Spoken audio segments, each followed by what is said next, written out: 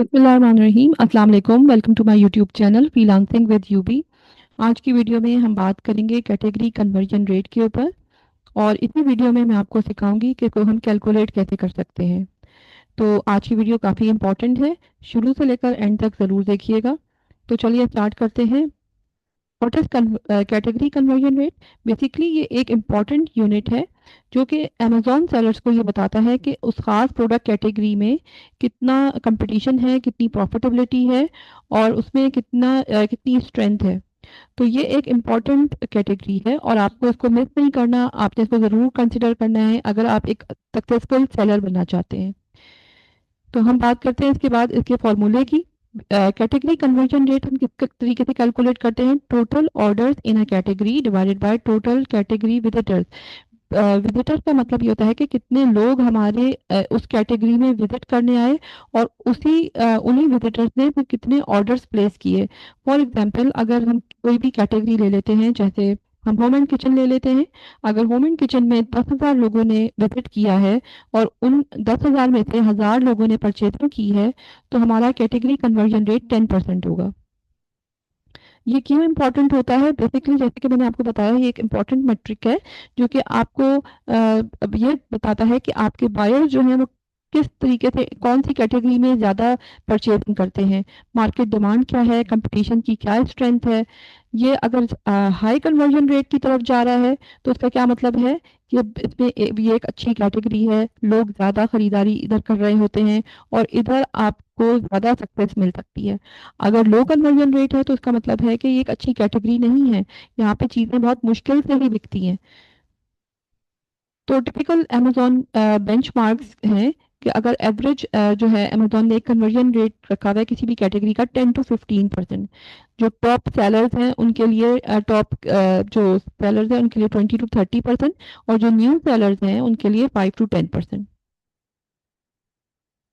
तो सबसे पहले हम बात करते हैं कि इसको हम इम्प्रूव कैसे कर सकते हैं।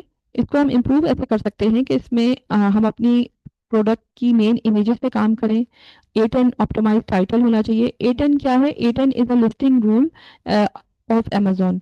तो उसमें अगर आपके टाइटल्स अच्छे होते हैं, लिस्टिंग्स अच्छी होती हैं, इमेजेस अच्छी होती हैं, रिव्यूज अच्छे हैं, स्ट्रॉन्ग रिव्यूज हैं, रेटिंग अच्छी है आपकी प्रोडक्ट की, प्राइसिंग कंपिटिटिव है और हाई क्वालिटी A+ कंटेंट है, जब ये आपकी चार चीज़ें कंप्लीट हैं, फिर जाके पीपीसी के ऊपर आपने काम करना है। अगर आपने इन ऊपर वाली किसी चीज़ पे काम नहीं किया या ऊपर वाली किसी चीज़ को अधूरा छोड़ दिया, फॉर एग्जांपल आपने इमेजेस पे काम नहीं किया या आपके टाइटल इतने ऑप्टिमाइज नहीं हैं या फिर आपके रिव्यूज ख़राब हैं, तो आपका पीपीसी काम नहीं करेगा इतना इफेक्टिवली, क्योंकि PPC is just a tool that brings traffic, that brings people only. ये आपके लिए सेल्स जनरेट नहीं कर सकता, ये सिर्फ लोगों को आपका ऐड दिखा सकता है। खरीदारी लोग उसी वक्त करेंगे जब वो कन्विंस होंगे कि ये पेज अच्छा है, ये प्रोडक्ट अच्छी है उनके लिए, इमेजेस अच्छी हैं उनको। जब आपकी प्रोडक्ट की इमेजेस अच्छी लगेंगी, जब उनको आपका टाइटल समझ में आएगा, कि उनको पता चलेगा कि कुछ खरीद जो वो खरीदना चाह रहे हैं वो इस प्रोडक्ट में मौजूद है या वो ये इस पेज में मौजूद है, फिर वो जब रिव्यूज देखेंगे तो वो कन्विंस और हो जाएंगे, तो प्राइसिंग देखकर भी वो कंपेयर करेंगे, तभी जाके आपकी पीपीसी काम करेगी। तो अगर आप ये समझ रहे हैं कि आपने इनके बगैर ही पीपीसी चला दी तो आपका प्रोडक्ट जो है ये सब आपको ब्लीडिंग देगा और इसके अलावा कुछ भी नहीं। अब हम बात करते हैं इसी से रिलेटेड मैट्रिक की, जो कि आपको अमेजोन सेलर सेंट्रल में अवेलेबल होता है। उसको कहते हैं unit session percentage. Unit session percentage क्या होती है? ये आपको प्रोडक्ट लेवल कन्वर्जन रेट बता रहा होता है, similar to category conversion rate. अब हम आते हैं कि कैलकुलेशंस के ऊपर। जैसे कि हम सब हीलियम 10 यूज़ करते हैं, तो हीलियम 10 से ही मैं आपको इसको कैलकुलेट करना सिखाऊंगी। सबसे पहले हमने अपना हीलियम 10 ओपन करना है, जिसमें हमने ब्लैक बॉक्स में जाकर अपनी कोई भी जो पर्टिकुलर कीवर्ड है वो टाइप करना है। Texture hair comb for example. फिर उसके बाद हमने एक्सरे में जाना है और एक्सरे में हमें ये चार चीज़ें मिलेंगी: total revenue, total sales, average price, number of listing.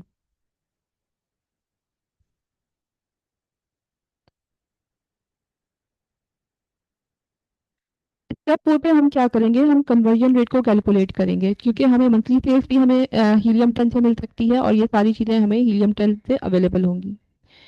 Method 2 is also a very powerful method, जो कि है रिवर्स एसन। अब आपने अपने कोई भी टॉप 5 कंपटीटर्स चूज करने हैं उसी कैटेगरी के। हीलियम 10 में सेरिब्रो पे जाना है और एनालाइज कीवर्ड्स पे क्लिक कर देना है। और उसके बाद आपने थर्ड स्टेप पे सर्च वॉल्यूम को चेक करना है, एस्टिमेटेड ट्रैफिक को चेक करना है और उनकी सेल्स को कंपेयर करना है, बिल्कुल इस तरह से, ठीक है।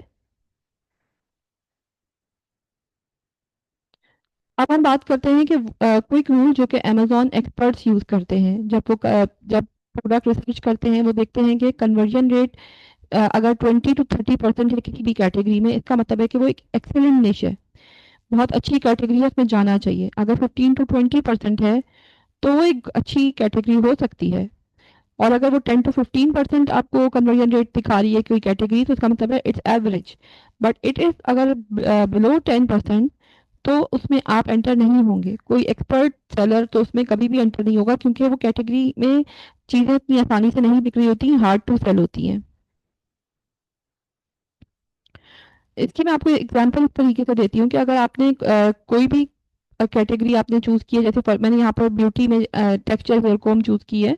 मैंने इसका सर्च वॉल्यूम चेक किया है, फिर मैंने इसके टोटल टॉप 10 सेल्स चेक की हैं, तो फिर जब मैंने इसकी कन्वर्जन रेट निकाला है, तो इसका कैटेगरी कन्वर्जन 17 to 18% आ रहा है। 17.5 इज अप्रोक्सीमेटली 18%।